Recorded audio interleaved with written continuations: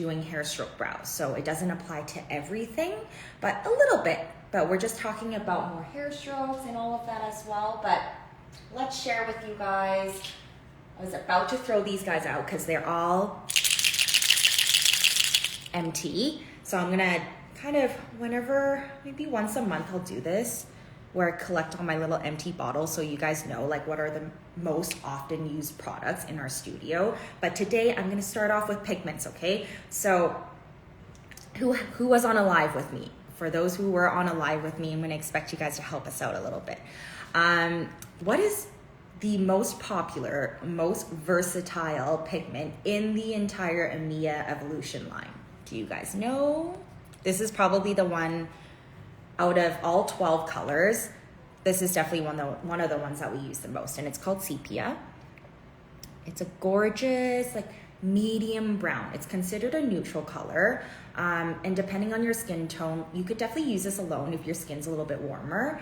I still recommend slightly adding warmth to any of your final mixture when you're doing hair strokes, regardless if it's like a splash of orange juice or if you're just using a warmer pigment, let's say ochre, to warm it up. Hair strokes, we do tend to have to warm up the pigment a little bit to compensate for how it's going to heal underneath of the skin once it heals. So sepia is my must-have. If it's the first one that I'm going to go to that I feel like I could make it work for both blondes and kind of into that like light to medium brunette. And if you layer enough, you can even get to a dark brunette with sepia. But this would be the most versatile color. And along with orange, you can really get like a great dark blonde result, even a soft blonde if you're not saturating very, very much. And then all the way up to like a medium brown. So sepia for sure. And then my next MT one that I have here, it's called Mud. And Mud is like your perfect, cool, dark brown, okay? So Mud definitely has more cooler properties because these are all gonna go in the garbage anyways. I'll swatch a little bit on my hand so you guys can see the texture. So I would say because it's a hybrid formulation, even the texture is kind of hybrid, as in like, you know, it's not gonna run off your hand, kind of like Permablend or Brovie. It's not that runny, but it's also not so fluffy and thick and moussey where it's like a thick cream. So I'd say this is kind of somewhere in between. The pigments are beautiful. They actually, it's not that it smells great, but it doesn't have that like really, really strong alcohol. So you guys can see, this is like that perfect like Asian style if you want kind of that like gray brown, that seal brown, that kind of ashy brown color. Mud is amazing. Dark salt and pepper, that's amazing as well. But Mud would definitely be in one of the mixes for my own if I'm gonna be choosing my own for my own color. So that's gonna go in the garbage. So we have sepia and Mud. And then one that I have been using a lot as warmth for my darker colors is actually sienna. So if I'm not using orange to add warmth and I want to keep everything kind of within that same tone, I'm actually grabbing towards a lot of sienna, which is the warmest brown that is in the lineup. Most of us know who are artists know that when we get into the dark browns, there's no such thing as like truly a warm brown anymore, right? If you guys have any questions, let me know too. Let me know who's an artist. My bottle of Mud is green. If you can take a photo of it, shake it all up. Pigment does settle no matter what. Pigment is either suspended in the thing. So you got to shake it really, really well up, especially if it's coming from Canada all the way to Hawaii there. But you guys can see as I swatch how much warmer this looks compared to Mud. So oftentimes I will mix in sienna into my mixture if I just need a little bit more warmth, not quite to the degree of needing orange. This would be the one, okay? Mud and sienna. I'm just gonna show you guys quickly here a healed result that I have. So this is Mud and Sienna healed. So we were really looking for like a golden brown that had the depth. Like she has a little bit of salt and pepper in there where it's peeking through. So I wanted to make sure we choose a color that is suitable for her as she gets more gray as well. And yes, destination classes, later last half of the year for sure. All my classes up to then will be in Canada. I am doing a couple conferences where you guys can meet us at, but it's still gonna be within Canada for the first half of the year. Love to see you guys at as well. So come to Canada if you guys are able to. It's beautiful here. We have the mountains and all of that too. So make sure if you guys are coming for a class, stay an extra day or two. And then the third one I have is called Lava. So Lava is like the second darkest color. I don't even know. This one is super empty. This one's my favorite dark brown. So it's still balanced. It's not one of those dark browns that's just black and red. This one still has a little bit of green, red, yellow, and white in it as well. Let me stop sharing screen here. So you guys can see how rich and beautiful this brown is. But let's say like if someone has like black hair, we never use black pigment. It's still a dark brown pigment. Like this would be, I wouldn't say the darkest as I would go, but like this is pretty good even with black hair. It's all in how you saturate. But with Lava, the key thing with Lava or any of like the darker colors, like the last few in the range, in any range, all the dark colors are cool, okay? Which means that we have to modify it slightly. So Lava's one that no matter what, I'm never using it alone. I'm always adding either a few drops of orange or mixing it with Sienna as well, which is the one we just talked about. So taking a peek here, you guys can see already the different tones and all of that, but these are like my most favorite dark browns. One of them that's missing in there is called Umbra, but I just opened a new one up, so that's not an empty. And then last but not least, I think that was it. Those were the four that I am completely replacing. And then some of you guys asked for some softer colors when it comes to blondes. So blondes for me, sepia is still a top one. I would say when I'm using sepia and peat are very, very popular. Clay I love as well.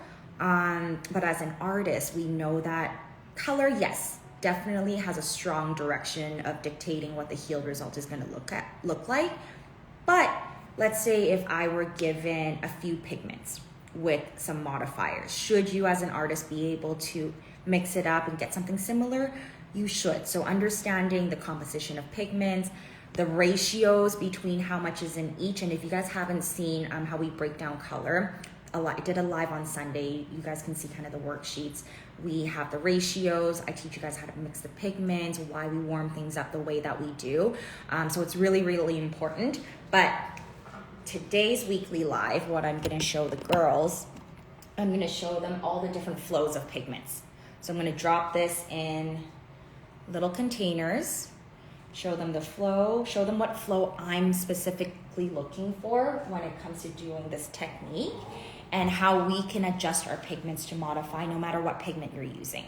There's no right or wrong. I just, with experience with 8 years seeing how things have faded, you know, we've all seen red brows, some blue ones, some gray ones out there. I'm just very conscious of the long-term result now for my clients, and also for, you know, our careers, right? If we want our clients to come back, if we want our clients to have a great result and think a little bit long-term, then we have to understand the properties of how pigments age and fade with time as well. It's a huge thing because our skin's not dead. It's a living organ. It's the largest living organ, which means with experience now, the longer the pigment stays in the skin, so longevity, right? How long it lasts. We always ask that question, but we actually never ask like, well, how long is it before it might not be a good thing anymore? How long does the pigment stay in the skin before things start changing, right? It's no different than our skin changing, getting like, you know, blemishes or spots, age spots, sunspots.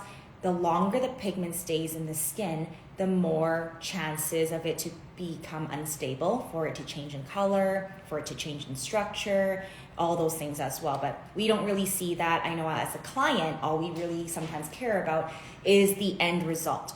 But I've been in this long enough where I've seen things like, yeah, you know, if we get longevity, it looks great for about, 2, maybe 3 years tops before I start noticing some changes that makes it very difficult for you and me as an artist to touch up and go over at this point.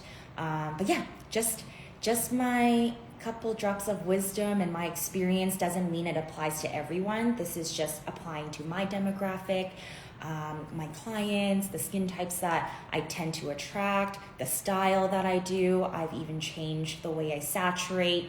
So there's a couple ways where we can end up getting ourselves in trouble when it comes to pigments. So oversaturation is one that I feel like few of us talk about. We're always talking about how things go gray, go ashy when we go too deep. But in reality, if we oversaturate something, pack on too much pigment, even though we don't go too deep, we can still run into the issues of it fading, not the prettiest or what we want to see. So learning how to watch for that on the skin surface and control that with your movement is going to be really important. But I'm going to open up the floor for a couple questions if you guys have it. And if not, that's all right as well. But yeah, pigments is something I'm truly, really passionate about. I personally don't have my brows done, and it's not because I don't love it. I know the potential. I also know it's a commitment, and I also know like how soft and airy I want it. And I also know like I'm the type of girl that doesn't mind if my brows fade out in a year and a half, and I have to get touched up. I'm okay with that. So understand the outcome of the client. There's ways we can tweak the pigment choice. There's ways we can kind of blend the formulations together and get more longevity out of it if that is truly what we want. But as an artist that specializes in hair strokes, we understand that hair strokes is a very delicate procedure. So the way we use color, the way we saturate has to be definitely more precise than, let's say, doing a powder ombre, doing microblading. It's a little bit different, which is what is the biggest pro when it comes to doing nano, is that how much more precise we are and how we can hit a certain layer of skin. We can saturate things in 1 pass, 2 passes, 3 passes to build up the density, which is something we could never do with microblading or the manual technique. So it kind of comes back to how familiar we are with color. Instead of freaking out and being like, hey, I want something that's just easy, pre-modified. I just want to know if you're a fits 1, I'll grab this. If it's a fits 2, I'll grab this. So a very beginner way of understanding color. But again, the reality of an artist is that is not enough, right? We have to tweak our color cocktails and pigment recipes to the skin tone, to the technique, right? And all of those things. So if it's in and over your head, don't worry about it. This is something that's going to take time. If you're a client, I highly recommend you asking your artist what pigment styles, brands they have. Some will give you longevity between like 9, 18 to 24 months, so up to about 2 years. Some, it's gonna be 3 to 5 year plus, even more. So for me, I would never want my brows personally to be the same for 3 to 5 years. I would rather it fade out. So again, understand the objective of your client, and clients, don't be afraid. This is truly the only element that's left in your skin. Yes, we want a clean setup. Yes, we want to make sure, they're using a brand new needle every single time.